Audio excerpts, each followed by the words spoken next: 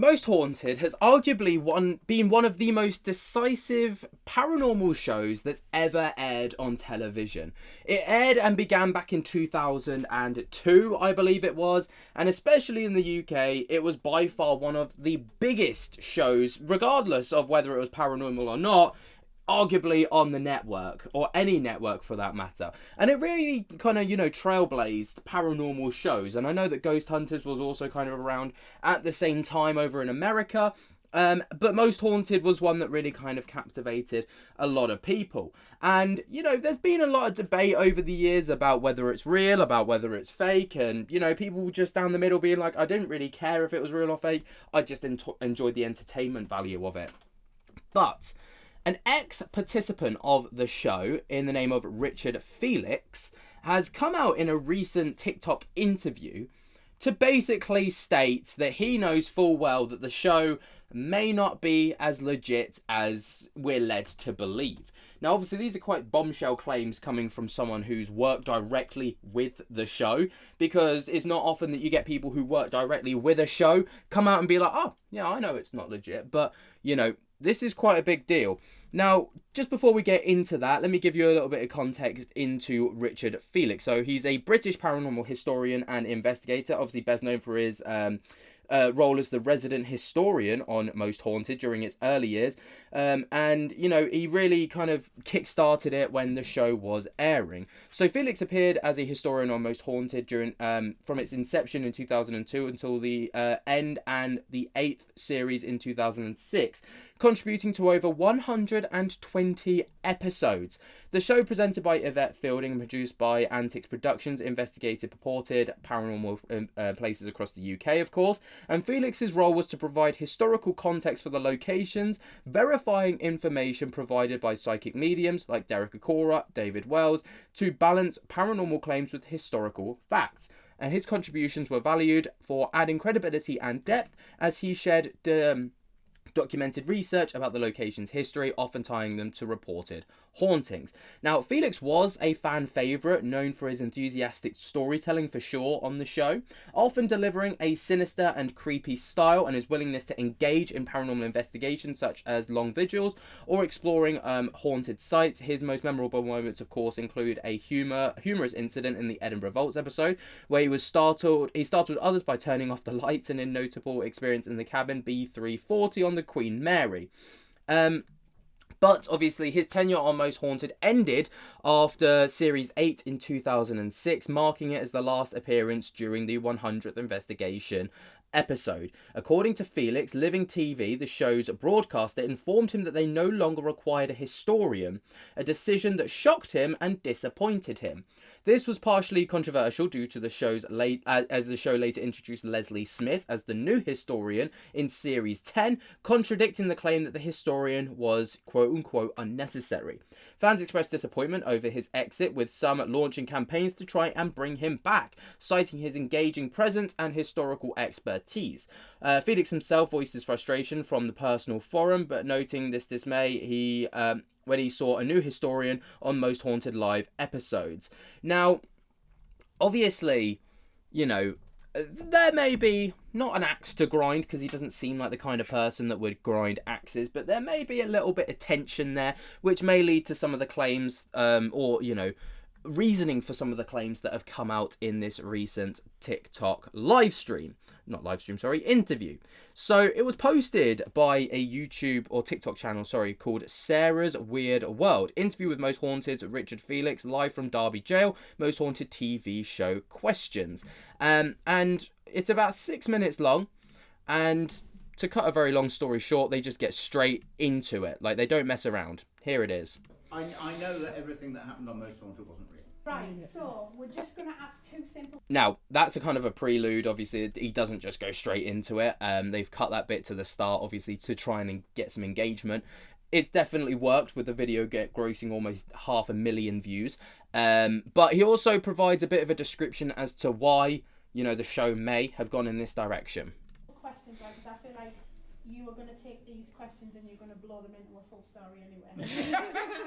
Why don't you say that, Ollie? Cut.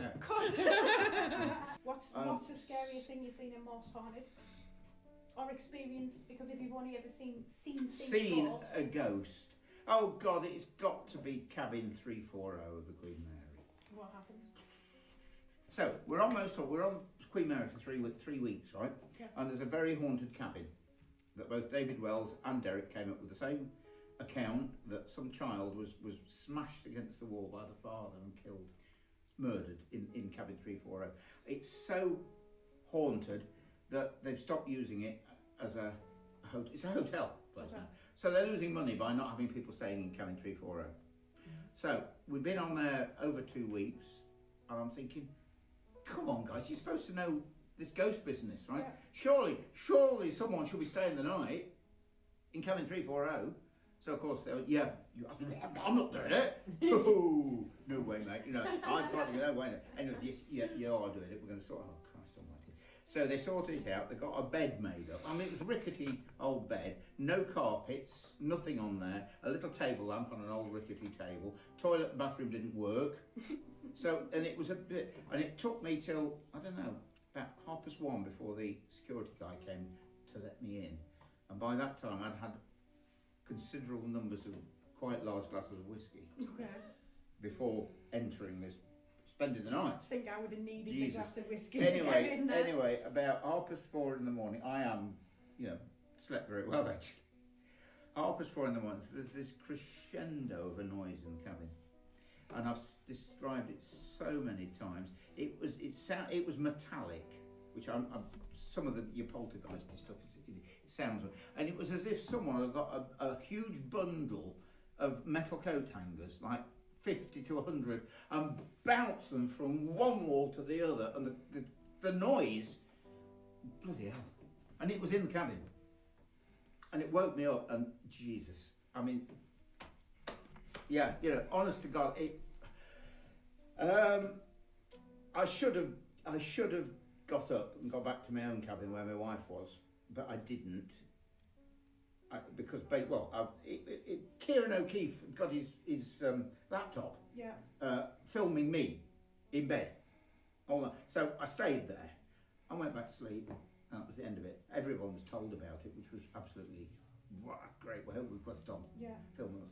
Anyway, we get back to England and we're watching footage in the edit room, and we get all this footage with the noise and everything. So me sitting bolt upright, great stuff, good. But then we hear footsteps going around my bed. On camera? Yes. And a voice that twice goes, "Mummy." You ought to have heard Yvette scream. This wasn't on film. This was in the edit room. I could visualise Yvette. Oh yeah. Screaming. Yeah. Wow. By the way, I. Now, obviously, that's the kind of storytelling that we were used to on Most Haunted. Usually, it would be a lot more intricate and in depth as well. So people used to really kind of like hone in on that. They really enjoyed the kind of. He had a way of telling the history where he could put you there. Do you know what I mean? And that's what people really liked about him. And that's why the fans were so disappointed when he left. But this is where the Bombshell Claims come in. I know that everything that happened on Most Haunted wasn't real. We all know. That was going to be my last question. Entertainment. I'll deal with it in a minute. I'll deal with it in a minute. You've sort of partly answered it, but I'm going to ask the question anyway. Was Most Haunted staged? It was an entertainment programme. So I respect what you can and can't and say. it entertained people. So clearly he's not able to say, yes, it's fake, because, there could be some litigation issues potentially there. There could be some legal fallout off the back of that. But, he's obviously dancing between the lines here. And if you read between the lines, you can see what he's getting at. Okay. Right. When it started, it was terribly impressive, I think. But I know full well that they had to keep you, Joe Public, entertained all the time.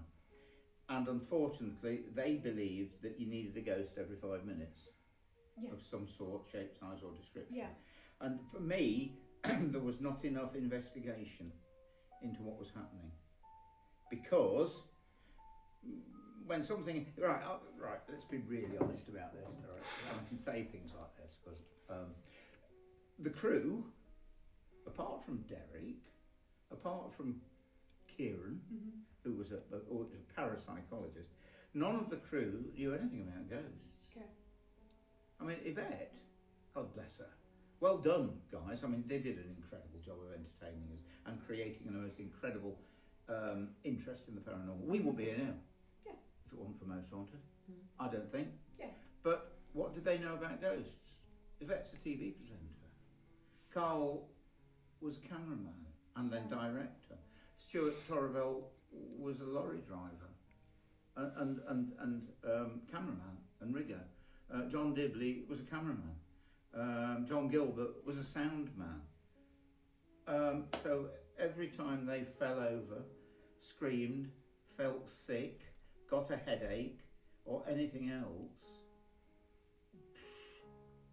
they got right. Have you ever heard of anybody screaming before they fainted? You don't. You just go down. Yeah. But you know, if you didn't scream before you fainted, the camera wouldn't get to you in time. Yeah. To give you Heads up. 5 minutes of, 2 minutes, 20 minutes, 20 seconds of fame, and a bigger photo. It worked. It really well did. And if I can just finish with this, Go on. that single programme Yeah. has created more argument, more debate, more discussion and more research than any ghost programme ever has 100%. or probably ever will. Everyone and so across the I world knows say- that programme, I would I say. say, well done, Most Haunted. But for me, there wasn't enough research done when something happened, Yeah. and so I resigned. God. Because I knew it would go down one day. Because people would see through it in the end. Obviously, very compelling there. You know, he claims that he resigned, but, you know, there has been arguments to be made that, you know, he was kicked off the show. He says that he resigned because he didn't want to go down with a sinking ship, in his own words, essentially. I've got to say, you know, I've obviously spoken with Carl Beattie and Yvette Fielding in the past, and, you know, they are lovely people. Probably the most down-to-earth celebrities, for want of a better term, that I've, you know, ever had the, like, privilege of meeting. They are very, very nice people. But, you know, the show is always up for debate. And when something like this happens, of course, it's going to make big news because, you know, Richard Felix, of course, being one of the biggest people on the show, when he speaks out about it in this kind of capacity, people tend to listen. What do you guys think, though? Obviously, ultimately, the show was purely for entertainment, and it did, like he said, a fantastic job of entertaining the public. It did a fantastic job of opening the topic of the paranormal. It did a fantastic job of intriguing people about the paranormal. And whether you don't like Most Haunted, even if Most Haunted, right, pointed you in the direction of wanting to disprove the paranormal or thinking it was fake, it still sparked an interest in the paranormal for you because you wanted to find out if this stuff was real or fake for yourself.